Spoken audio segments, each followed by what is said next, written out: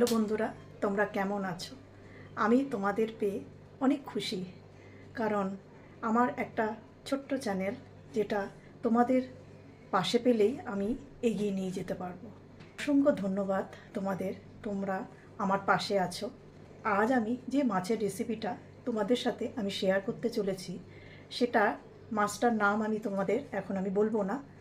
Skip না করে পুরো ভিডিওটা দেখো এবং গেস করো। তোমাদের উপরেই ছেড়ে দিলাম যে তোমরাই গেস করো আজ আমি কি মাছ রান্না করতে চলেছি। একটা অজানাই মাছ, কিন্তু এটা আমার মতন করে আমি এটা বানাতে চলেছি। তাই তোমাদের উপর ছেড়ে দিলাম যে তোমরা বলো এটা কি মাছ, এবং কমেন্টস বক্সে তোমরা আমাকে জানাও যে এই মাছটার নাম কি। চলো তাহলে রেসিপিতে ফিরে যাওয়া যাক। মাছগুলো দেখতেই পাচ্ছ এবং গেস করো এটা কি মাছ।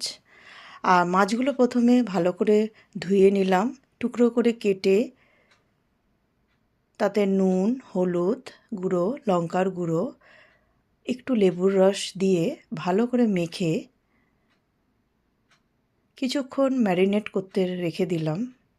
অন্যদিকে আমি বেগুন আর পেঁয়াজ কলি নয়, এটা পেঁয়াজ পাতা, এখানে আমাদের পেঁয়াজ কলি পাওয়া যায় না, তো এগুলো লম্বা লম্বা করে টুকরো করে কেটে নিলাম। আর তেলটা গরম হয়ে আসলে একটু ময়দা ছড়িয়ে ম্যারিনেট করে রাখা মাছগুলো মেখে গরম তেলে মাছগুলো একে একে করে আমি ছেড়ে দিলাম। ময়দা দেওয়ার এটাই উদ্দেশ্য ছিল যাতে মাছগুলো অল্প তেলে সুন্দর ক্রিস্পিভাবে ভাজা হয়ে যায়। মাছগুলো অসাধারণ খেতে।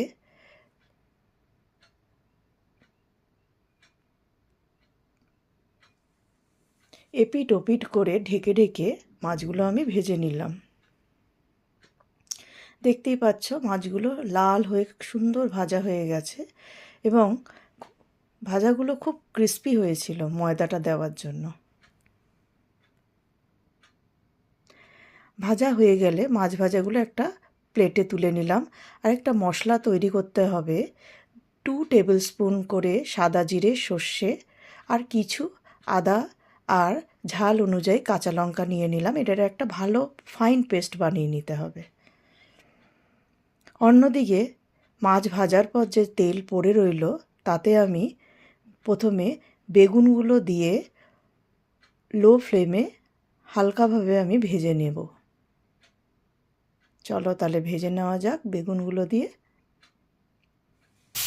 বেগুনগুলো একটা পাত্রে তুলে নিলাম এবং কড়াইয়ে আরেকটু তেল দিয়ে তেলটা গরম হলে তাতে 1 স্পুনের মতন কালো জিরে দিয়ে ফোড়নটা ভেজে নিলাম।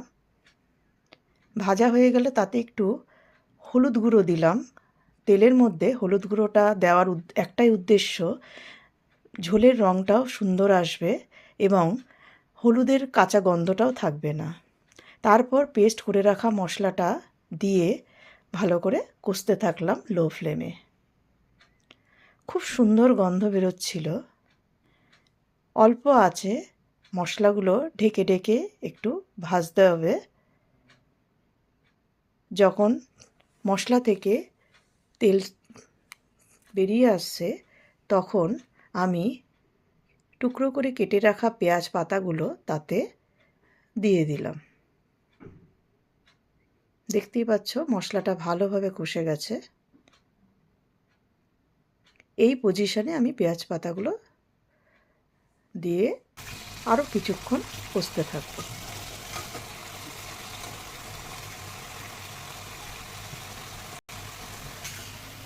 কষতে কষতে পেঁয়াজ পাতাগুলো থেকে জল ছাড়তে থাকবে।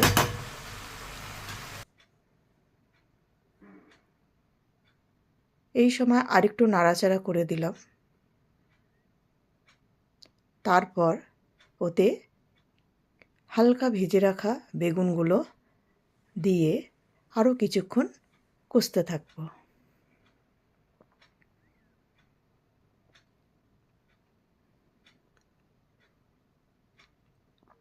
যখন মশলার সাথে পেঁয়াজ পাতা বেগুন সম্পূর্ণ কষে যাবে তখন পরিমাণ মতন গরম জল আমি তাতে অ্যাড করলাম। এটা চচ্চড়ি বানাচ্ছি, সেই কারণে বেশি জল এখানে আমি দেব না।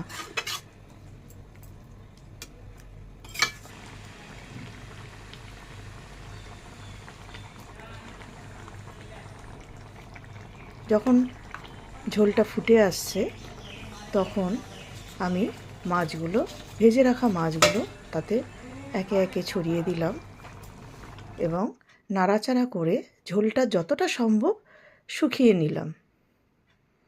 কারণ এটা আমি মাছের চচ্চড়ি বানাচ্ছি, সেই কারণে আমি এটা ঝোল রাখবো না।